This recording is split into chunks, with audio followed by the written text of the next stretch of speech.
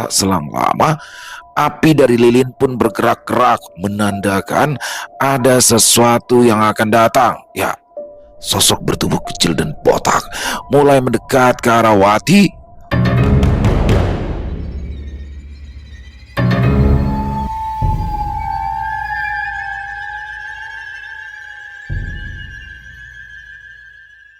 Assalamualaikum warahmatullahi wabarakatuh. Halo semuanya teman-teman, selamat siang, selamat datang kembali di channel kesayangan kita, channel Ilo Entry, dan masih bersama saya Ilo dimanapun teman-teman berada. Semoga teman-teman selalu dalam keadaan sehat walafiat tanpa kekurangan satu apapun dan dimurahkan rezekinya. Amin amin ya robbal alamin. Doa terbaik untuk teman-teman semua ya. Dan pada kesempatan yang baik ini saya akan membawakan satu kisah dari Lia Maya. Wow, penulis asal Pemalang, Jawa Tengah, yang kisahnya selalu menarik untuk disimak ya teman-teman ya.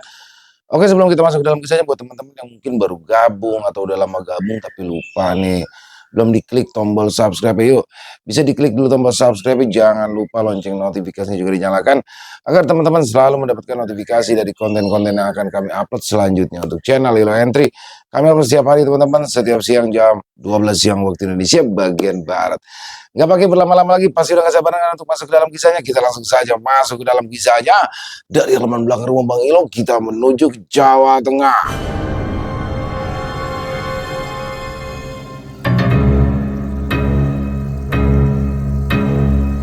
Dendam arwah, pelaku pesugihan tuyul.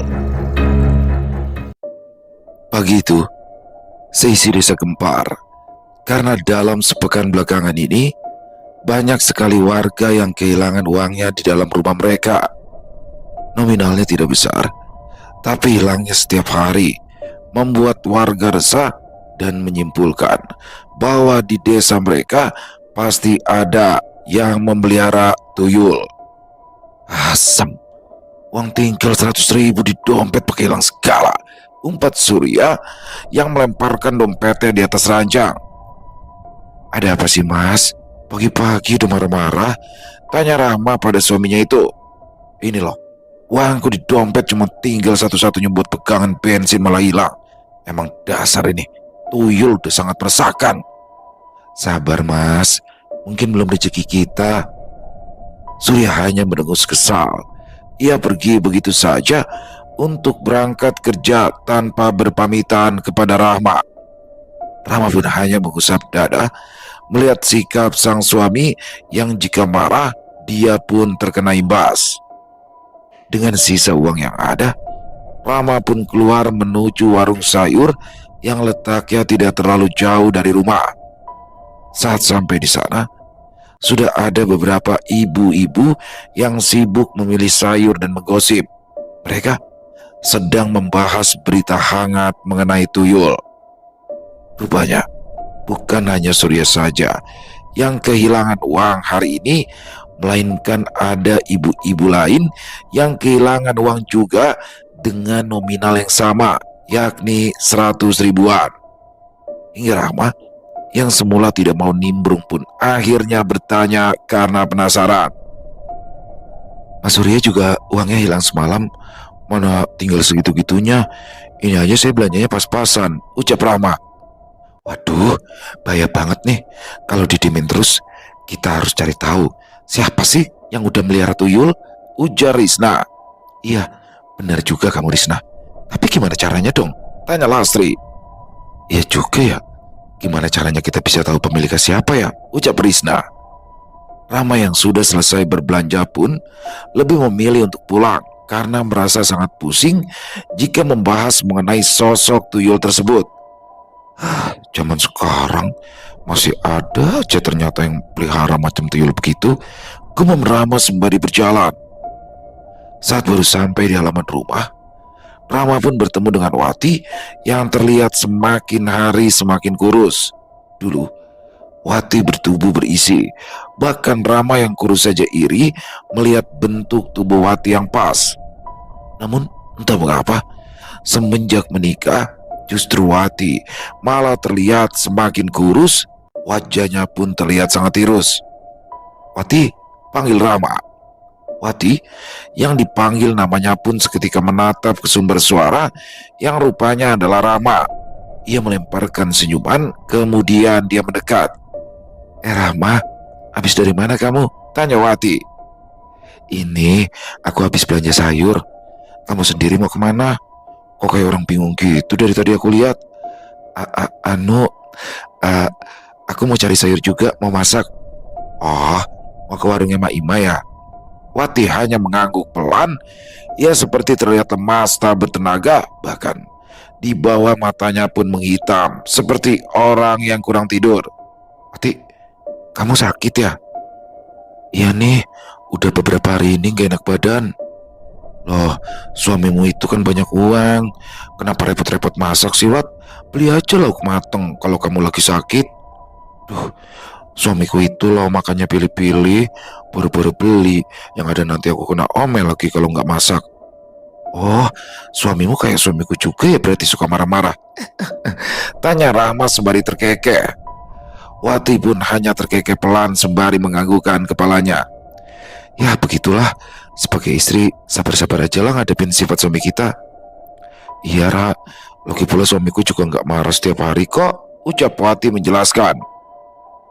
Puas mengobrol, Wati pun berpamitan untuk ke warung karena takut kehabisan sayur jika terus-menerus ngobrol. Sesampainya di warung Pak Imah, rupanya Lastri dan Risna masih berada di sana dan masih sibuk bergosip mengenai tuyul tersebut hingga obrolan mereka pun terhenti saat Wati datang. Ya, bagaimana tidak berhenti?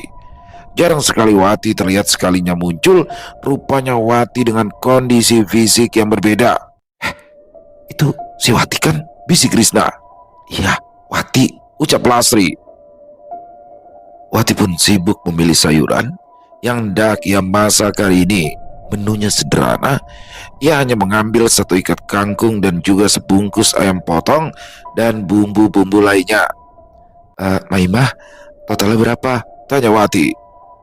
Melihat sikap Lastri dan Risna yang menatap dirinya dari ujung kaki hingga ujung kepala, Wati pun mencoba menyapa mereka berdua.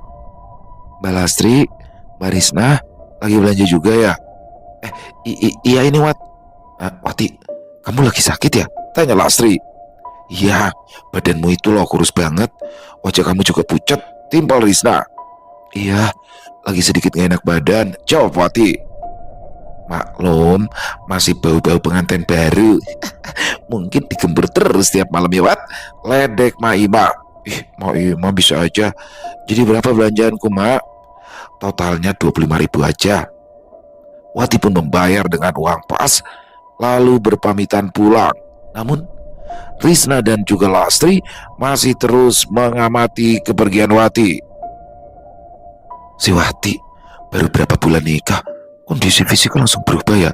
Padahal sebelum nikah, badan dia kan semok, seger, wajahnya juga cantik terawat, ujar Risma.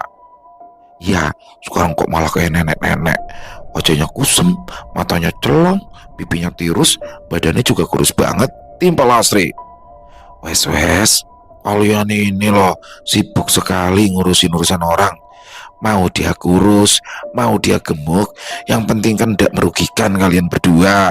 Tegur Mak Ima yang sudah geram dengan sikap mereka berdua. Ya, Lastri dan juga Risna memang terkenal sering mengomentari kehidupan orang lain tanpa menilai diri mereka sendiri.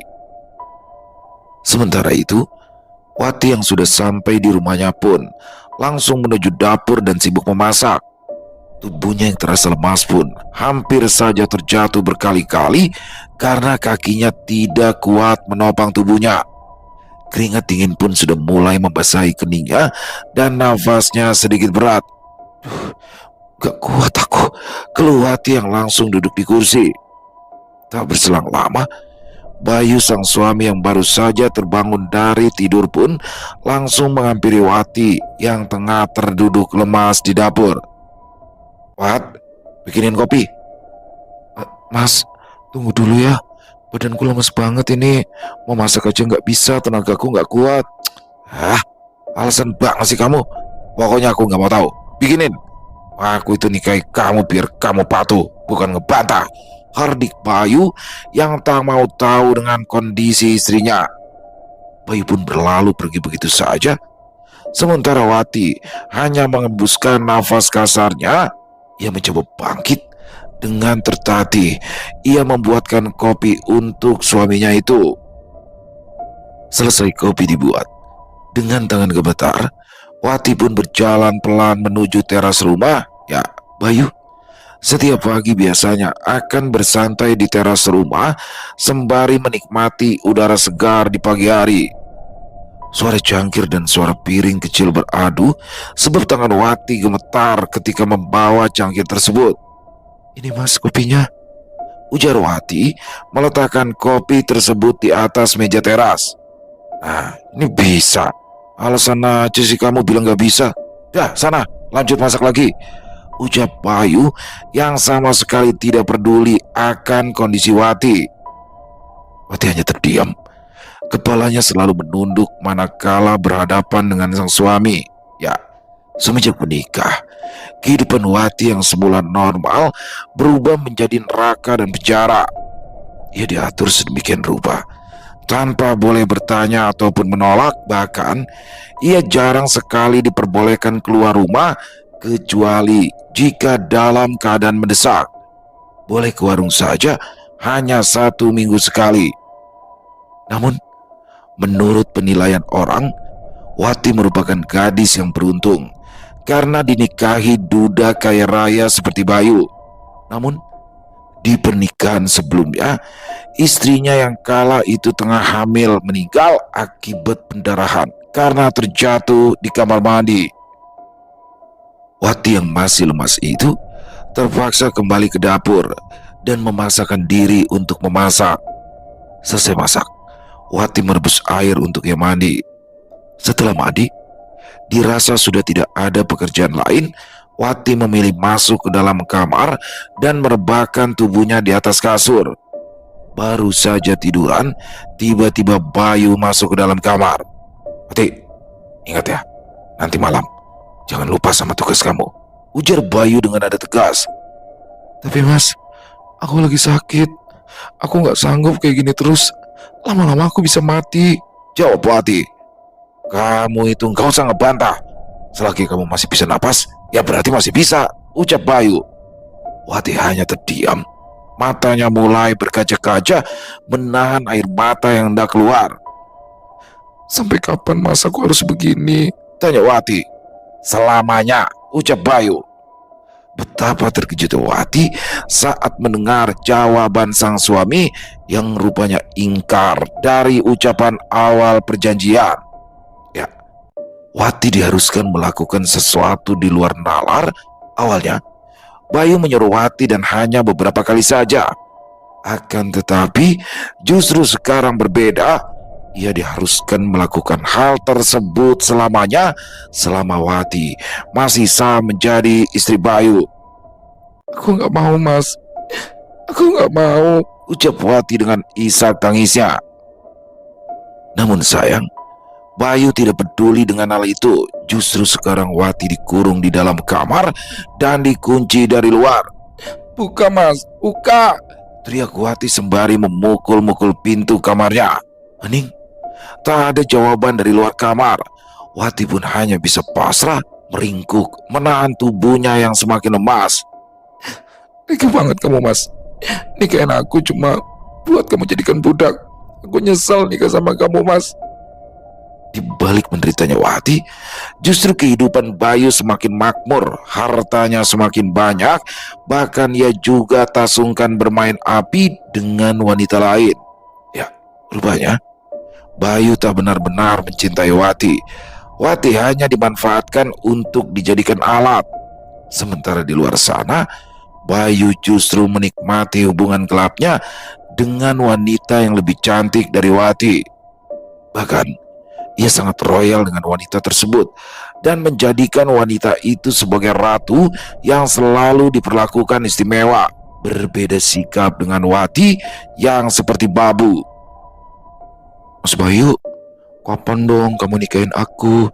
tanya Mila yang tengah bersandar di dada Bayu yang bidang. "Sabar dong sayang, nanti kalau udah waktunya sudah pasti kamu akan aku nikahi. Untuk sekarang sabar dulu ya.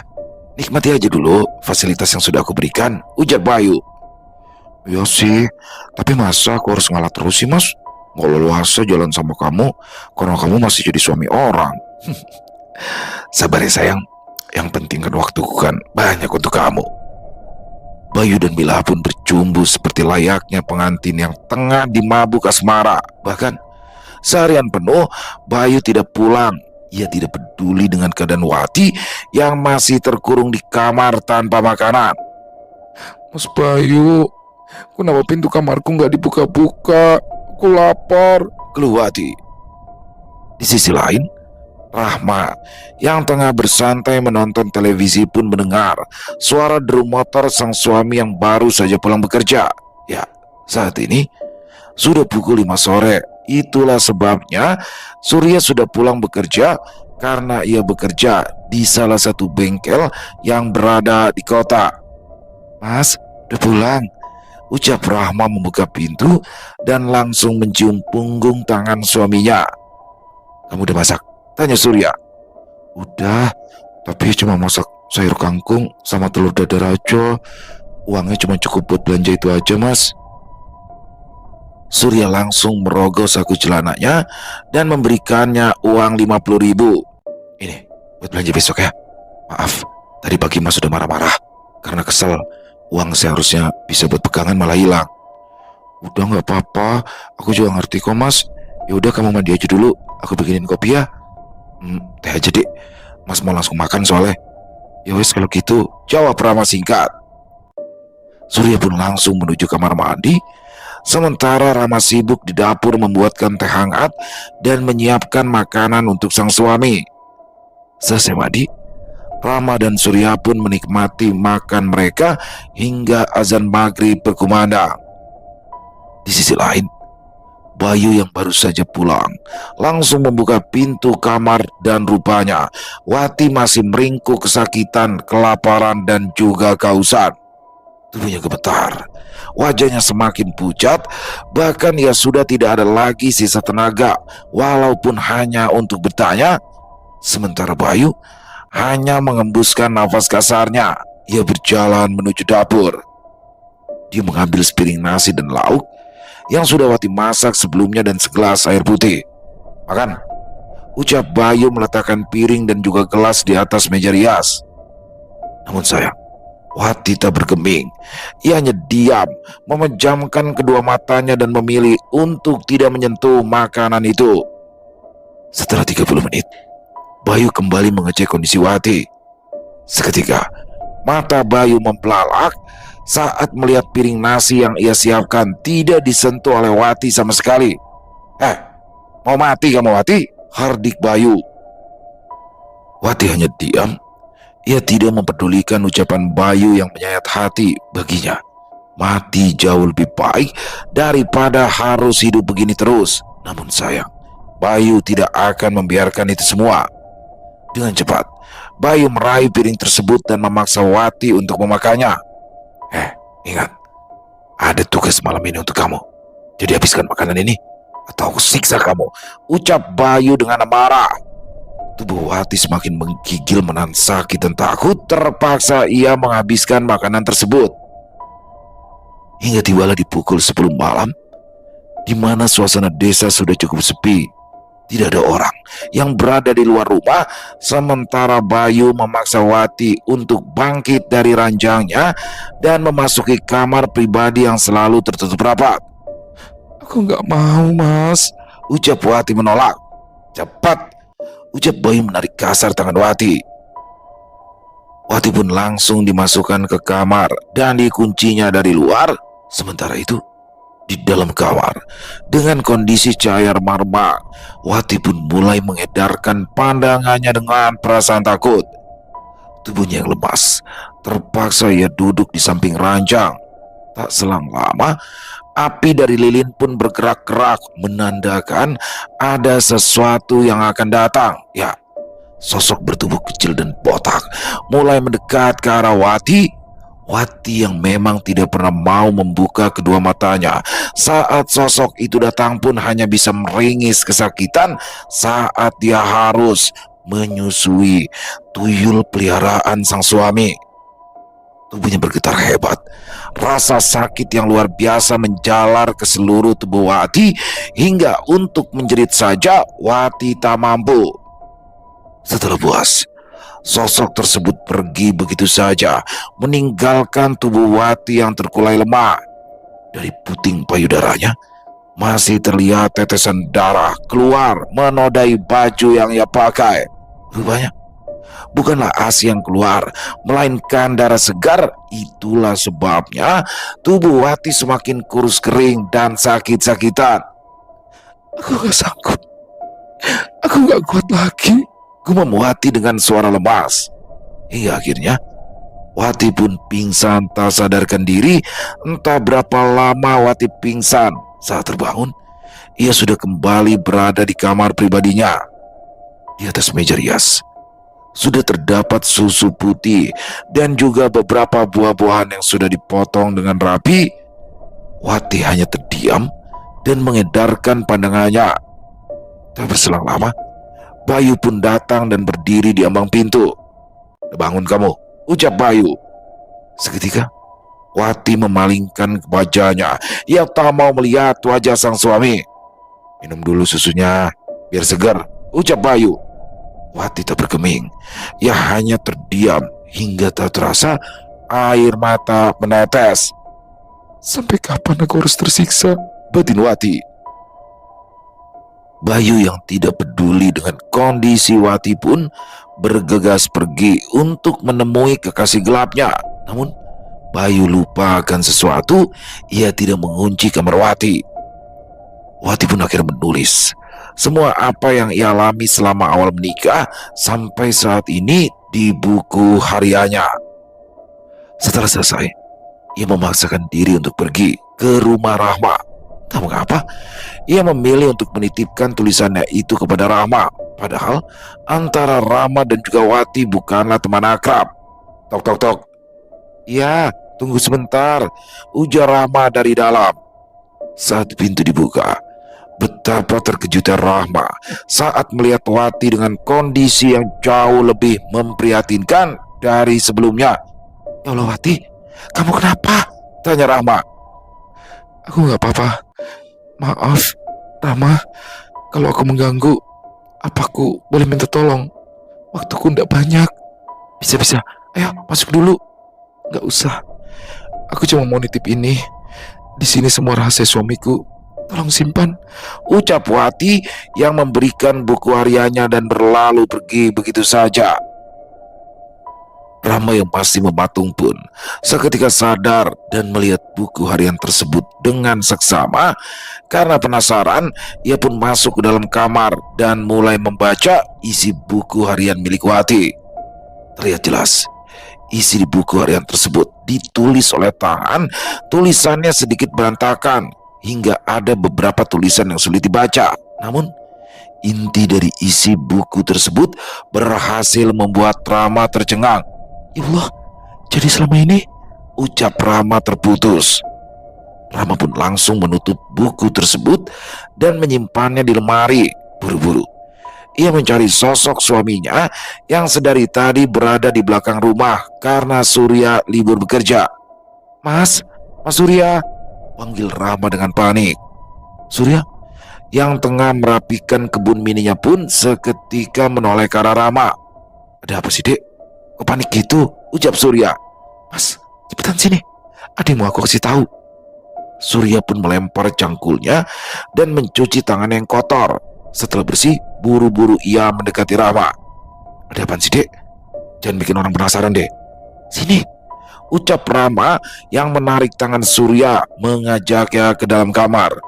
"Duduk dulu, Mas," ucap Rama yang menyuruh Surya untuk duduk di tepi ranjang, dan Surya pun patuh.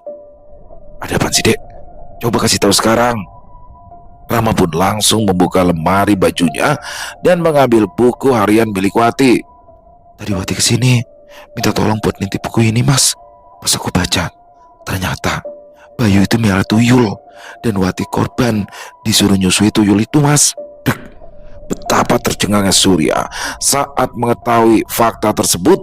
Karena penasaran, Surya pun mencoba membaca isi buku milik Wati dengan seksama, dan benar, di buku tersebut tertulis dengan jelas apa yang Wati alami selama ini. Ya Allah, tega banget itu si Bayu. Sampai-sampai numbalin Wati untuk nyusuin itu setan. Hardik Surya. Ya mas, aku aja gak nyangka loh. Pantesan si Wati itu berubah banget, ucap Rama. Terus sekarang kita harus gimana, Dek? Pasti si Wati gak aman ini, tanya Surya dengan bingung. Iya mas, tadi Wati juga buru-buru banget dan cuma bilang nitip ini. Belum sempat aku jawab, Watinya udah buru pergi. Gini aja deh, kita ke rumah Pak RT sekarang sambil bawain ya, usul Surya. Rama pun setuju dengan ide suaminya itu, hingga akhirnya mereka berdua langsung mendatangi rumah Pak RT. Sesampainya di rumah Pak RT, Surya dan juga Rama memberitahu mengenai buku harian Wati dan juga kedatangan Wati yang memberikan buku tersebut. Pak RT pun menerima buku harian tersebut dan juga membacanya sampai selesai. Seketika, wajah Pak RT berubah. Ia tercengang dengan kenyataan yang ada. Ayo, kita datangi Pak RW dan ramai-ramai kita datangi rumah Bayu. Jangan sampai kita terlambat untuk menyelamatkan Wati. Dan kita cari bukti apa benar si Bayu itu miara tuyul, ucap Pak RT. Saat itu juga, Surya, Rama dan juga Pak RT mendatangi Pak RW, lalu bersama-sama pergi menuju rumah Bayu. Tak lupa mereka juga mengajak sesepuh dusun. Sesampainya di rumah Bayu, terlihat situasi sangat sepi. Bahkan mobil Bayu pun tidak ada di rumah. Kayaknya sepi, Pak RT, tanya Surya mengedarkan pandangannya. Tok tok tok. Assalamualaikum, ucap Pak RT yang mencoba mengetuk pintu rumah Bayu. Hening, tidak ada jawaban dari dalam rumah. Mereka pun saling tatap dan mencoba kembali mengetuk, namun tetap saja tidak ada jawaban. Karena takut terjadi suatu hal, Pak RT dan Pak RW pun mencoba membuka pintu rumah yang rupanya tidak terkunci. Buru-buru, mereka semua melesak masuk ke dalam dan mencari keberadaan Bayu dan juga Wati. Bayu, Wati, tak ada jawaban, benar-benar sunyi. Hingga akhirnya mereka pun membagi tugas untuk menyusuri rumah yang luas itu. Rama pun mencoba ikut mencari keberadaan Wati, hingga ia berhenti tepat di salah satu kamar yang masih tertutup dengan rapat. Rama pun memantapkan diri untuk membuka pintu kamar tersebut, dan baru saja dibuka, betapa tercengangnya Rama saat mendapati hal yang tak terduga. Rahma memaki kencang, ia bahkan tersungkur ketakutan. Surya dan Pak RT yang mendengar teriakan Rama pun langsung bergegas menghampiri. Ya Allah, kenapa kamu, Dek? Tanya Surya yang langsung mendekati Rama. Rama hanya menunjuk ke dalam kamar dengan wajah yang masih ketakutan. Bahkan keringat dingin pun sudah membasahi keningnya. Nafasnya juga tak beraturan. Sementara di sisi lain, sesepuh dusun tengah melihat satu kamar lain yang juga tertutup rapat. Sayang, saat hendak dibuka, pintu tersebut terkunci rapat. Hingga akhirnya sesepuh dusun mencoba mendatangi Pak RT dan Pak RW untuk membuka pintu kamar tersebut dengan paksa.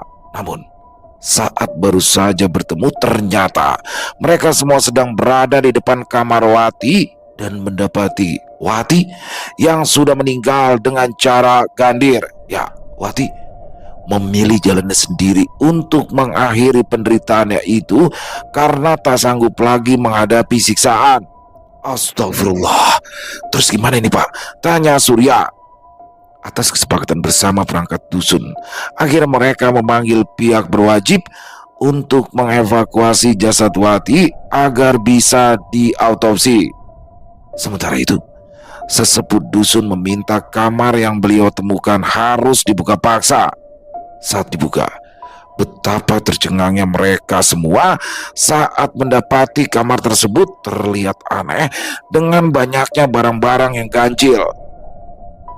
Ada juga sesajen lengkap dengan kemenyan dan beberapa lilin merah dan yang lainnya. Seketika, rumah Bayu terlihat sangat ramai dengan warga yang berkerumun karena penasaran. Di sisi lain, Bayu yang baru saja pulang pun bingung saat mendapati rumahnya sudah ramai. Ada apa ini? Rame-rame di rumah saya? Wati mana? Tanya Bayu sembari turun dari mobil. Seketika, warga pun menatap Bayu dengan tatapan sengit hingga akhirnya Bayu pun diamankan untuk diinterogasi. Demi menghindari amukan warga, Bayu pun dibawa ke rumah Pak RT.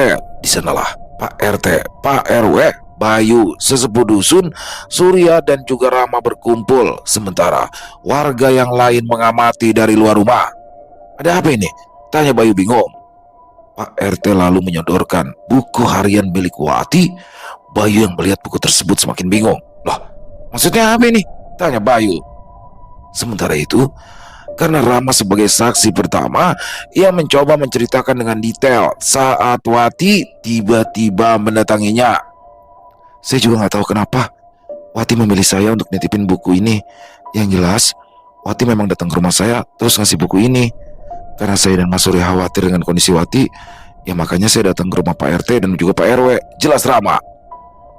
Jadi begini Mas Bayu, saat kami coba ke rumah Wati, dia sudah ditemukan gantung diri di dalam kamarnya. Dan saat ini jasadnya sudah dibawa pihak yang berwajib. Jelas Pak RT. Sesepuh dusun pun tak tinggal diam. Beliau mempertanyakan kondisi kamar aneh tersebut. Ya, sebagai sesepuh, beliau sebetulnya sudah tahu bahwa Bayu memang benar-benar melakukan pesugihan tuyul. Hanya saja, sesepuh dusun berharap Bayu mau mengakui kesalahannya dan bertaubat. Namun, Bayu yang sudah terpojok pun berontak. Ia marah-marah dan merasa difitnah. Saya ini sudah kaya dari lama, sementara saya nikahin Wati itu belum lama. Ya jadi mana mungkin dong ini semua terjadi. Jangan fitnah deh. Jangan-jangan ini buku karangan kamu yang buat Rama. Hardik Bayu menunjuk Rama. Betapa terkejut Rama saat justru dia yang dituduh mengarang cerita, hingga Surya pun tak terima dengan tuduhan tersebut. Bangsat, jangan lempar batu sembunyi tangan kamu. Malah nuduh istri saya. Buat apa istri saya ngelakuin ini semua? Teriak Surya tak terima. Ya bisa aja kan? Jangan-jangan istri kamu itu iri sama kehidupan Wati, ucap Bayu. Kurang ajar, hardik Surya. Seketika Surya dan Bayu hampir saja baku hantam. Beruntungnya Pak RT dan Pak RW langsung berusaha melerai mereka berdua. Hingga tak terasa waktu sudah gelap. Namun diskusi mengenai hal tersebut masih belum selesai. Bayu masih belum mau mengaku, padahal sudah jelas-jelas semua bukti mengarah ke dirinya. Ngaku aja kamu Bayu, jangan sampai warga anarkis, ujar Surya. Loh, ngapain? Saya mengakui hal yang gak pernah saya perbuat, ucap Bayu dengan pedenya. Benar-benar gak bisa diajak ngomong baik-baik dia Pak, ucap Surya menatap ke arah Bayu. Bayu pun menatap tajam ke arah Surya dan juga Rahma, seperti menaruh dendam yang membara. Hingga di saat lengah, Bayu mencoba kabur dari rumah Pak RT. Namun aksinya itu berhasil digagalkan oleh warga.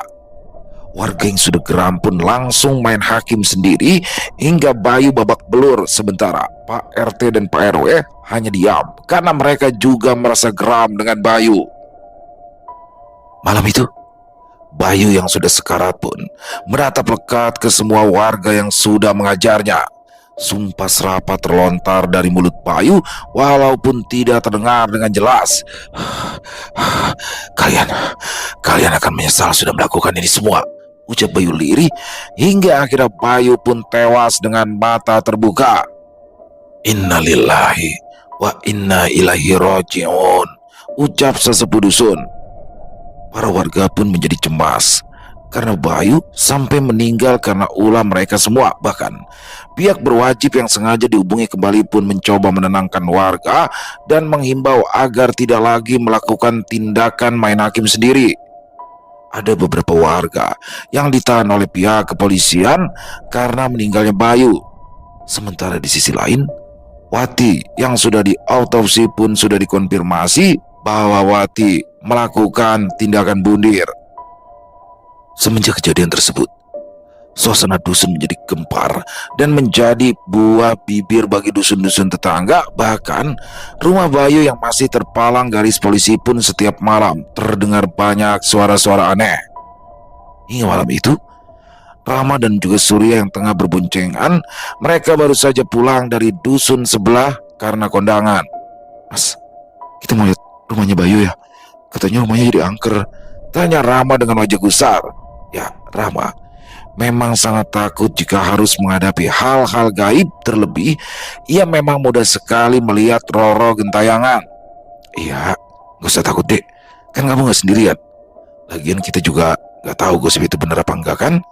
Ujar Surya berusaha menenangkan.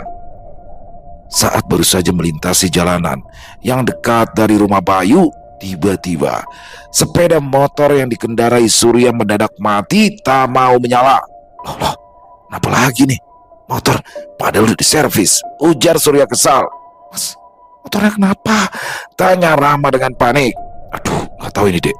Coba turun dulu sebentar, biar mas cek dulu motornya. Tita Surya yang dibalas anggukan oleh Rama. Surya pun mulai sibuk mengecek satu persatu komponen motornya itu. Sementara Rama sibuk mengamati area sekitar hingga tanpa sengaja ia menatap ke arah rumah Bayu yang tak jauh dari tempatnya berdiri.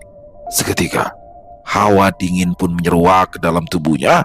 Suasana terlihat sangat sunyi menambah ketegangan. Tiba-tiba saja, dari lampu teras rumah Bayu yang memang sengaja dinyalakan oleh kerabat Bayu pun berkedip-kedip seperti menandakan ada sesuatu yang datang. Mas, udah belum? Aduh, belum dek, sebentar ya. Buruan mas, aku takut. Itu lihat tuh lampu di rumah Bayu kedip-kedip, ucap Rama sambil menunjuk ke arah rumah Bayu. Surya yang tengah sibuk dan fokus pun tidak mempedulikan ucapan Rama. Hingga tiba-tiba saja terlihat jelas sosok Bayu di teras rumah menatap Rama dengan tatapan penuh amarah. Rama, dek. Rama tercengang saat mendengar suara mendiang Bayu menggema di telinganya, memanggil namanya dengan sangat jelas. Seketika Rama pun gemetar ketakutan. Spontan Rama langsung memberikan kode pada Surya. Namun sayang, Surya yang masih fokus pun enggan menanggapi Rama. Mas, ayo pergi. Pergi kemana Rama? Deg.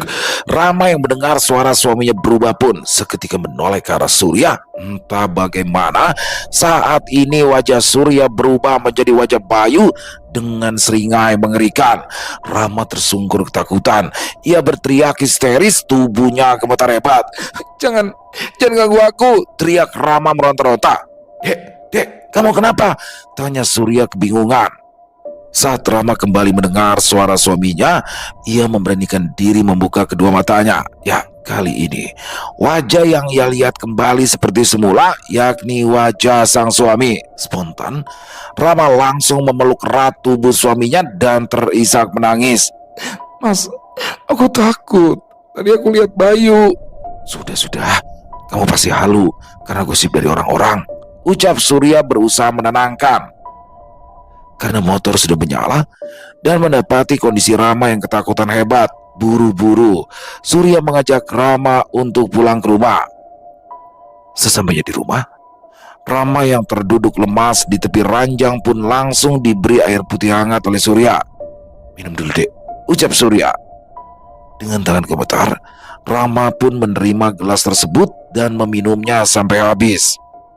Kamu ini kenapa dek? Emangnya tadi kamu lihat apa sih di sana? Tanya Surya memastikan. Rama yang sudah mulai tenang pun menceritakan apa yang ia lihat tadi. Tadi kamu itu juga sempat berubah jadi wajahnya Bayu mas. Apa jangan-jangan arwah Bayu dendam sama aku ya? Karena aku yang menerima buku Arianawati, ucap Rama menduga-duga. Udah, jangan dipikirin lagi ya, ujar Surya.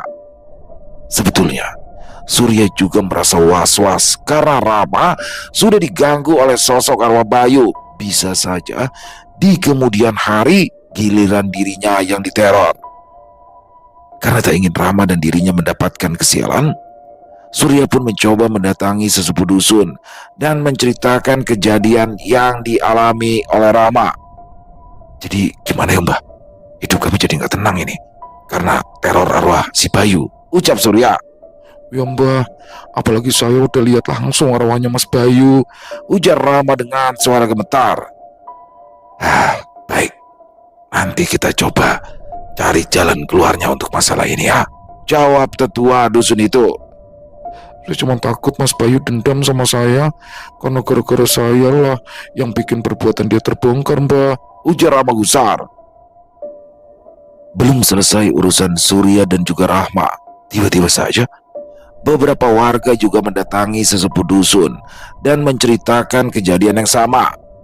Mereka pun sama, dihantui oleh sosok arwah Bayu yang gentayangan dan menuntut balas dendam. Tak tanggung-tanggung, karena hal tersebut ada salah satu warga yang sampai terluka akibat teror arwah Bayu. Gimana ini, Mbah? Kalau dibiarkan, takutnya ada korban nantinya, ujar salah satu warga yang datang. Sesepuh dusun terdiam, memikirkan cara untuk mencari jalan keluar. Sehingga kini, suasana dusun menjadi gempar dengan teror arwah Bayu yang sepertinya hendak menuntut balas dendam. Hingga akhirnya, tetua dusun meminta agar dusun dilakukan ruatan untuk menghindari mara bahaya. Beberapa hari berlalu, kini hari yang ditetapkan telah tiba. Seluruh warga dusun tengah sibuk mempersiapkan acara ruatan yang akan diselenggarakan. Mereka bergotong royong, berharap acara tersebut berjalan dengan lancar. Dipimpin oleh tetua dusun, acara ruatan pun mulai dilangsungkan. Baru saja hendak dimulai acara itu, tiba-tiba saja ada salah satu warga yang kesurupan dan berteriak-teriak, Kalian harus mendapat balasan, manusia munafik, kalian harus mati." Teriakan demi teriakan terus menggema dari mulut salah satu warga yang kesurupan itu. Sementara Rama yang ketakutan pun hanya mampu memeluk erat sang suami. Ya, dialah yang paling cemas dengan teror arwah Bayu, karena dirinya lah yang pada akhirnya bisa mengungkap semua yang Bayu lakukan selama ini. "Mas, aku takut," bisik Rama. Tenang aja, Dek. Ada sesepuh dusun, semua pasti baik-baik aja ya," ucap Surya. Hingga akhirnya warga yang kesurupan pun ditangani oleh tetua dusun dan arwah Bayu pun dapat dikeluarkan dari tubuh warga tersebut. "Bawa dia masuk ke dalam," titah tetua dusun kepada warga lainnya. Buru-buru warga pun mematuhi dan acara ruatan kembali dilangsungkan. Kini momen sakral itu pun berjalan dengan lancar. Sudah tidak ada lagi gangguan, dan berharap teror-teror dari arwah Bayu yang menuntut dendam sudah menghilang. Setelah acara ruatan, aparat dusun dan juga sesepuh dusun pun mulai berdiskusi dengan kerabat Bayu yang tersisa, meminta agar rumah bekas tempat tinggal Bayu dirobohkan saja demi keselamatan bersama. Kerabat Bayu yang memang juga merasa resah dengan hal tersebut pun setuju dari usulan dari tetua dusun. Keesokan harinya, sebagian warga pun berkumpul di depan rumah Bayu. Sebelum melakukan perobohan rumah Bayu, mereka menggelar doa bersama hingga akhirnya perlahan rumah Bayu pun dirobohkan, dan warga desa berharap setelah ini tidak ada lagi teror dari arwah Bayu. Selesai rumah Bayu dirobohkan, 1 bulan pun berlalu begitu saja. Kini suasana dusun sudah tidak ada lagi desas-desus teror arwah Bayu. Rupanya apa yang para warga lakukan berbuah keberhasilan, dan pada akhirnya mereka pun bisa hidup kembali dengan tenang, termasuk Surya dan juga Rahma. Selesai. Wow, luar biasa kisah dari Lia Maya. Aduh, Bayu hidupnya nyusahin, meninggal juga nyusahin ya. Aduh, parah. Ini kalau Wati, orang-orang seperti Wati, ini mungkin hikmah yang bisa diambil dari kisah barusan.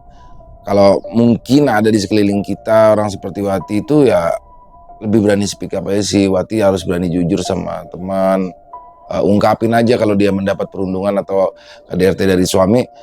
Omongin aja, kalau nggak ada saudara bisa sama tetangga, bisa sama teman. Intinya harus diomongin, karena hal-hal seperti ini serius teman-teman. Ini di luar kasus tuyul, pesugihan dan lain-lain ya.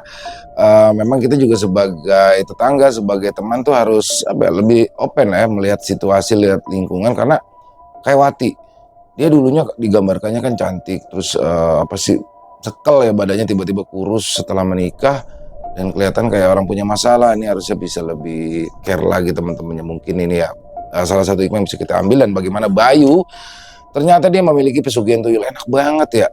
Yang dapat uang siapa, yang dikorbanin siapa. Jadi si Wati yang suruh ngurusin tuyulnya, disusuin. Karena tuyul itu menghisap sari-sari kehidupan Wati. Makanya Watinya tuh kayak orang udah kurus ya kan, pucat. Sampai akhirnya Wati udah nggak kuat lagi. Dan untuk Bayu sendiri, dari awal udah ngeselin, pas meninggal neror warga lagi. Waduh, jadi dari hidup sampai meninggal nyesain ya Bayu ya. Semoga kita selalu dijauhkan dari hal-hal buruk dan selalu disertai oleh kebaikan. Amin amin ya rabbal alamin. Buat Lia Maya, terima kasih, kisahnya keren banget. Ditunggu lagi kisah-kisah selanjutnya dan semoga teman-teman terhibur ya dengan kisah barusan. Buat yang suka dengan videonya bisa diklik tombol like, tombol jempol, tombol hype-nya juga boleh dibantu diklik ya teman-teman ya. Dan buat yang punya komentar lain bisa menuliskan di dalam kolom komentar ataupun hanya sekedar saling menyapa. Insya Allah kami akan membalasnya satu persatu. Di akhir kata saya Elo mengucapkan permohonan maaf apabila mungkin dalam pembawaan kisahnya barusan ada kata-kata saya yang salah ataupun ada kata-kata saya mungkin yang kurang berkenan. Saya mohon dibukakan itu maaf yang seluas-luasnya. Sampai berjumpa lagi di konten-konten kami selanjutnya. Masih bersama saya Elo di channel Elo Entry. Salam sehat, sukses selalu untuk kita semua. Wassalamualaikum warahmatullahi wabarakatuh.